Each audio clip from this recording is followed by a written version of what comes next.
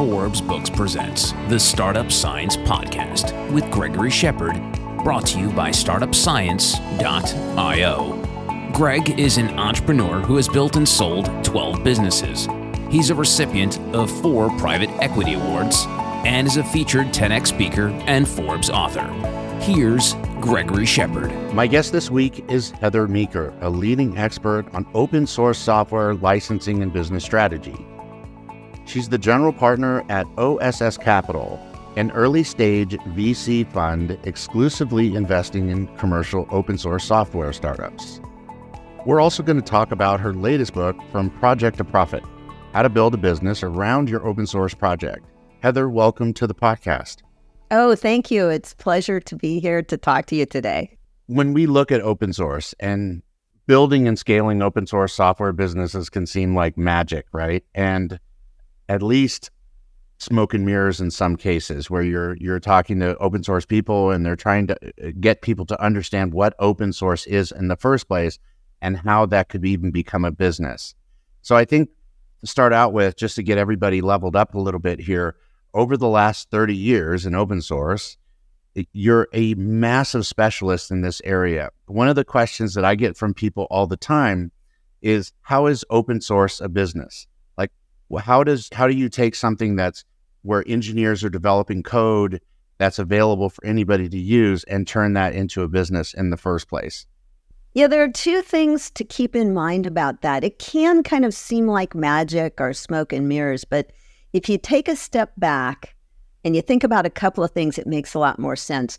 One is that if we look at the way business works today, as opposed to maybe the way it worked 10, 20 years ago, we've got a lot more businesses that offer a lot of free stuff and then some paid stuff. We're all used to that now. It's mainly because of the advent of the web and the advent of digital goods and technology. It makes it easy to make stuff available to people to try out. And so we're all accustomed to this kind of free goods model, and that's part of what's going on with open source. The other thing that's super important to understand, and I actually think even most people in Silicon Valley in the tech business don't really get this, so I love to talk about it, is that open source, it's a license to do things with source code, an unrestricted license to do things with source code. And those are intellectual property rights. It's basically a grant of a copyright license. But nobody sells intellectual property grants. It might seem like people do on the surface, but even if let's say I buy a subscription to a software product, I'm not really buying the intellectual property. What I'm buying is a product that does something for me. And there's actually a delta between, say, the source code for that thing and the packaged up, served up product that does something for me. And the difference between those two is mostly what open source businesses sell. And it adds an enormous amount of value between just kind of the bare intellectual property license and the actual product that's put together that people can actually use to solve problems. Mm-hmm. And you would know, as somebody that was named Business Insider and one of the top 10 people transforming the way technology does business, along with the CEO of Salesforce, Stripe, and Microsoft. That was like my little surprise for the listeners. I'm sure many people are like sitting up in their chair now going, oh, wait a minute. So when you look at this open source community and you look at what's happening with AI, do you see AI starting to move into more of an open source environment, or do you think it's going to be more privatized? So I personally think that unless AI becomes quote unquote open source to some degree, it's going to have a lot of problems. The thing about AI is that we really don't have models for what open source AI means, because AI, machine learning models are not source code. They're a different creature. And we have this great model for open source and open source licensing that we've been using for like 30 years, and everybody loves it, and it's proven its worth and everything. But it's very hard to graft that onto AI because of the difference in the technology. So just to kind of explain what I mean, if you want to give someone the ability to study a software program and see how it works and maybe think about improvements, you give them the source code, and if they're skilled in programming and so forth, they'll get there. Like they'll look at the source code, they'll be able to figure it out, see what changes they want to make. Machine learning is different. It's not even clear all the stuff you really need to give people in order to make models transparent and improvable and so forth. And the industry has not figured that out yet. So we're really in a state of flux with AI where a lot of people want to apply the open source model to it, but it's actually a little bit difficult to figure out how to do that. I've been spending a lot of time talking about that and so forth for the last year, ever since this stuff just blew up about, a year ago. And people are working on figuring out what it means. Personally, I think that unless we can figure out a way to make machine learning models more transparent and accountable, they risk getting basically regulated off the face of the earth, or being just in the hands of really big companies that can, figure out how to make people accept them, notwithstanding their lack of transparency. Mm-hmm. Or to your point, the transparency for the listeners to understand is that machine learning goes through processes where it starts thinking and it does things. Right. And then it comes out with an outcome. And the part that everybody seems to be worried about is, how did it get to the outcome? Exactly. And it's not a set of instructions. I think that's something that like most people just are not focused on. Like with software, there's a set of instructions that was written, by a person, or at least checked by a person. And so if you want to see how did it get from A to B, you can actually go through and follow the logic. But that's not how machine learning works. Like the transformational models, they just kind of, you put something in, it's kind of a black box and it comes out the other end. And that's of great concern to people because when you try to figure out, well, did it make this decision properly or fairly? It's actually quite challenging to figure out. Yeah, I mean, it's incredibly challenging. And one of the fears that I keep hearing about, people keep saying is, is this going to make us dumber? Because it's basically doing the thinking for us, right? Like, yeah. What you would normally delegate to somebody. You're like, hey, can you go figure this out? Can you go do this research and come back to me with this? That's the kind of work that AI seems to be used for right now quite often, right? And we use it, right? But then, you can't help but to think, well, is this going to make us dumber because nobody's actually learning because the AI is doing the work for us? What are your thoughts on that? Yeah, I'm on the fence about that. I mean, there are a lot of things that AI can take some burden off of us for doing repetitive tasks that humans have had to do. One of the examples I use, because I'm a lawyer, is that maybe a little bit before I started practicing, so it'd be in, the late 1980s, when people negotiated contracts, you would send someone a document showing the differences between one version of the contract and the other. It's called a red line in legal practice. And people used to do those by hand. And today, no one would ever do one of those by hand. There's like programs that do them. The programs are more reliable and probably more trustworthy than the humans that we're doing them. And so there are a lot of tasks like that I think it's actually great if we can free people up to do tasks that require like more sophisticated mental energy. But on the other hand, the machine learning models are very good at spitting out what I would call kind of plain vanilla prose. And one thing I do worry about is that people won't learn to write anymore. And that's been kind of a problem, honestly, for those of us who have been in sort of management positions for knowledge workers, right? Is that it's hard to find people who write well, and I think it gets harder and harder every year. And I'm actually kind of worried that they're just not going to learn anymore because they don't have to. The way you learn to write is just by producing a whole lot of writing. right? You have to do it over and over again. So yeah, it'll have good and bad effects, I'm sure. So let's talk a little bit about this book. So there's a lot of different themes in the book: software entrepreneurship, investing, demystifying the process of building a scalable open source business.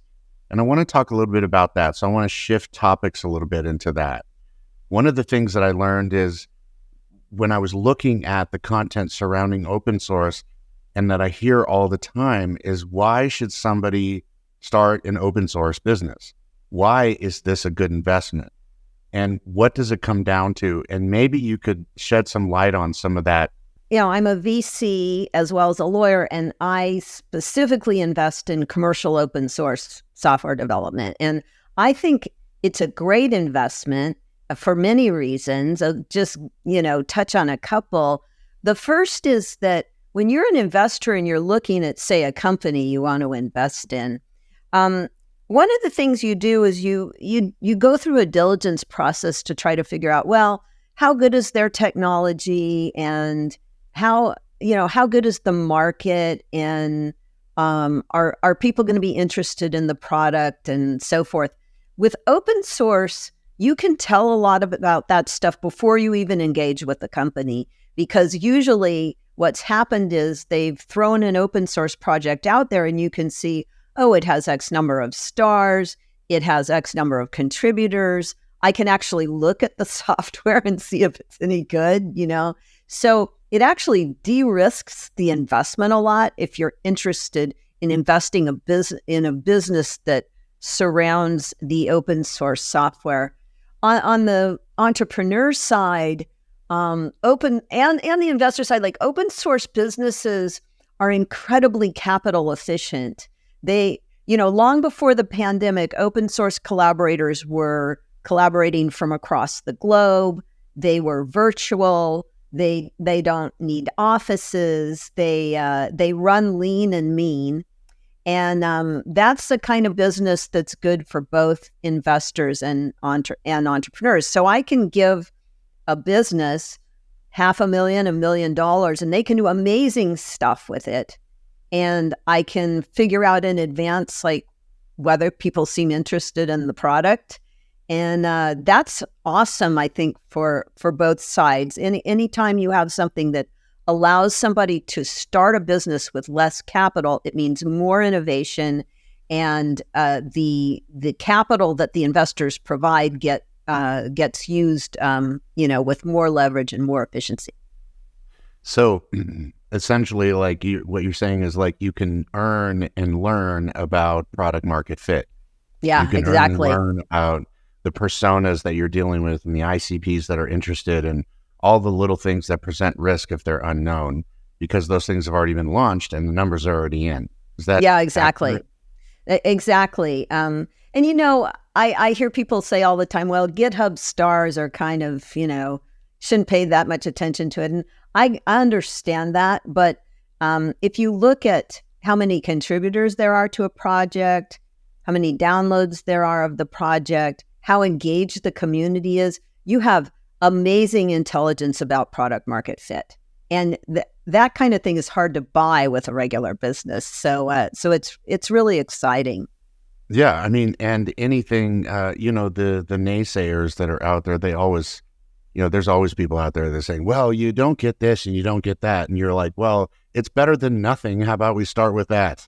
Yeah, exactly. Another great thing is that open source businesses get a lot of really good feedback from their communities. So, how you use products and they're always asking you surveys and all this horrible stuff, like how would you recommend this and so forth.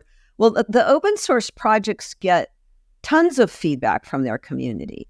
And that stuff is incredibly valuable.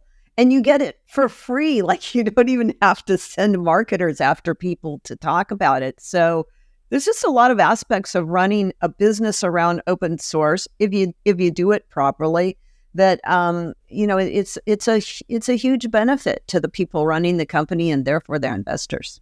Yeah, I mean, you get the engagement right out of the bat. Yeah, because they're participating, right? So exactly. They've got skin in the game and they're willing to engage. And you're right. The how many times a day do you get the NPS email, the Net Promoter Score email? It's like, would you recommend? And you're like, oh my God, and you get like 30 of them a day and these different surveys all the time. And I think people abuse the hell out of that process. But yeah. And in open source, people will open an issue and they'll do it for you, right? They'll open an issue really and awesome. then somebody else will solve the problem. Yeah. It's like incredible. Yeah, You're sometimes. right. It's a pretty, pretty innocuous process. Yeah, the corollary of that, though, is like for open source businesses, they have to pay attention to their community. Like you can't just start a business around an open source project and then expect your community to just give to you. You have to give back to them. You've got to respect them. You've got to pay attention to them.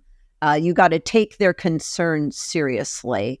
But if you do that, it's a wonderful partnership between the community and the company, and you can, use that to leverage what you can do with the commercial product end of it, and you can use the commercial product revenue to leverage what you do with open source. And it's kind of the dance that you have to do with a business like that.